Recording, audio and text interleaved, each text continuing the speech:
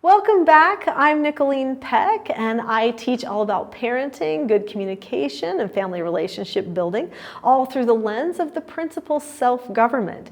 This is part 4 of a 6-part series called Gentle Parenting That Actually Stops Bad Behaviors. And in this video, we're going to be discussing improving relationships.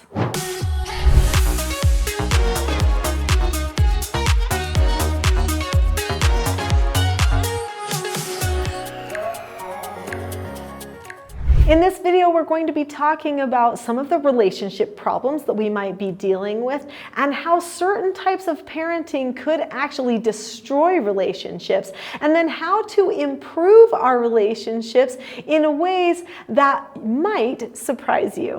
What do those relationship problems look like? I want you to think right now, do a little reflection. What do your relationship problems look like when you have them?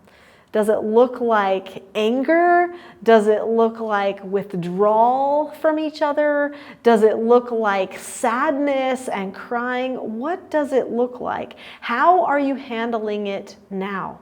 There are a lot of people who are in bondage to their emotions, and they struggle in a bondage type state to try to fix their relationships. In fact, they expect everyone else around them to solve the relationship problem for them. But what I know, because of all of my work with troubled youth and their very intricate relationship problems with their families, is that we can choose what type of relationship we want to have.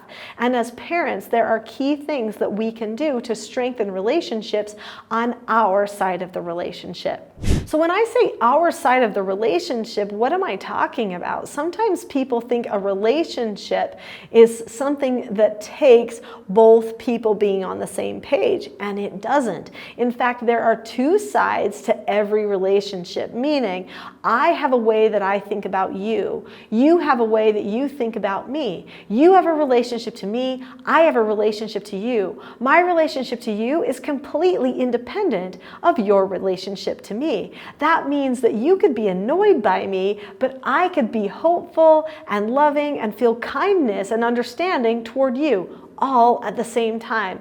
It's all about the dialogue that we want to entertain in our heads, and if we allow ourselves to bond or attach to another person, or to become selfish and get offended instead. So, our relationships are our responsibility. This is super important. In fact, it's empowering. It can solve so many of our problems just to understand this key point.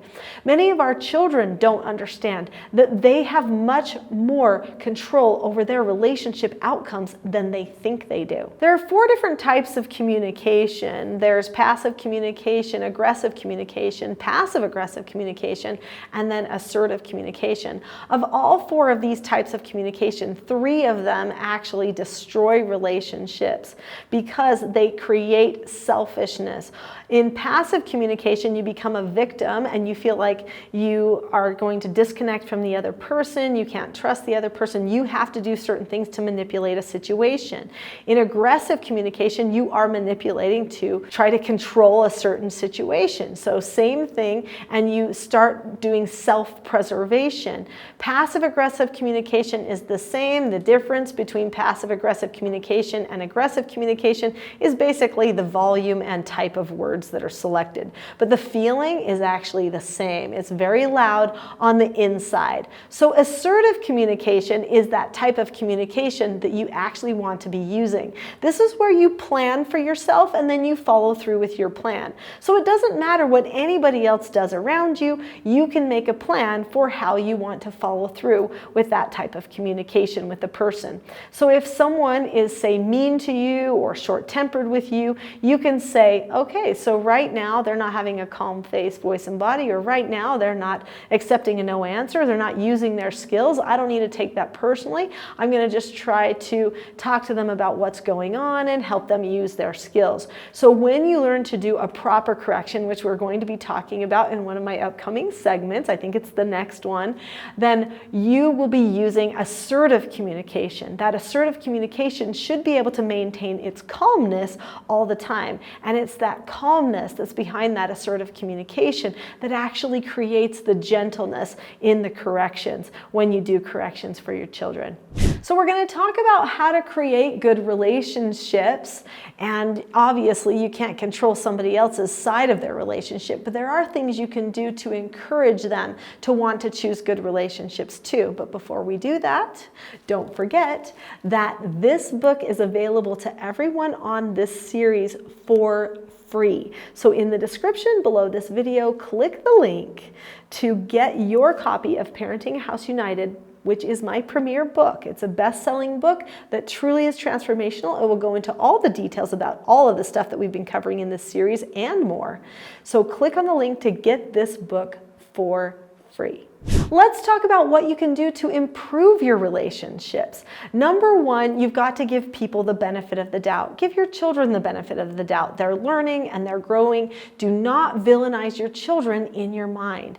This will not lead to gentle outcomes, which is something that we're trying to accomplish with this whole series, is how can we be more understanding and more gentle? Well, we can't take their behavior personally. This means that we need to be monitoring ourselves. We need to be having our own self-government and focusing on our own calmness. Now, there was something I did years ago that really helped with my calmness. So what I did is I decided to ask myself a question before I would ever start talking to the children. So if something was going on that I needed to correct, I would ask myself a question. In fact, I took a little step back and then I would say, am I calm? And I would evaluate myself. If my voice felt calm, if my shoulders felt calm, if my body felt calm, and I knew what to say, then the answer was yes. I was calm. So I would say yes, and then I would take a little step forward and I would carry on with the dialogue or the script that I knew I needed to use with the skills that I told my children I would use. But if the answer was no, then I would go and I would get calm. I had a calm plan. It is a good idea to develop a calmness plan. My plan was that I would go to my room and I would describe the situation to myself. Then I would tell myself, you need to get calm. There were certain songs, which were hymns, that I would sing. Sometimes I would pray as well, just to get a little bit more of a calming influence by communicating with God. And then I would pull out my cue cards that I had created for myself, which actually you can find on the Teaching Self-Government website. I would pull out my cue cards and I would follow through the cues, and in my mind, or sometimes even out loud, practice the words that I would say to the child when I went to do the correction. So then I would say, okay, I'm ready. I'm going to stick to this card. I will not say anything else except for the words that these cues are cueing me to use that I've learned in my training, right? So then I would go to the child and I would even sometimes read right off of the card to the child just so that I could maintain my calmness and my self-control. But through those moments of teaching the child, I recognized that if I knew the words already to say, I could do something else. I could think to them while correcting them or teaching them, I love you. I love you. And I would think of sending the love in my heart through my eyes to their eyes and to their heart. And as I was correcting them and thinking, I love you, we would be joining together more and more, and they would feel my sincerity in the correction, that it wasn't about them being a bad person, because they're not a bad person. They just made a mistake, and I just need to help them correct it. I need to help them have a change of heart, a change of behavior, and learn something that maybe they didn't know before, and that I was okay with that.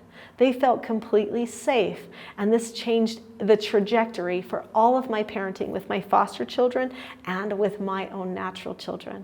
Another key thing, besides getting yourself calm and having awareness of yourself and how the relationship really is on your side most of the time, that you can do is also make sure that you have some good open communication. So having the meetings that we talked about in the last segment of this series really do strengthen relationships, but also making sure that you just are talking about things on a regular basis. Don't just talk about the lists of things that people have to do, but talk about life. life.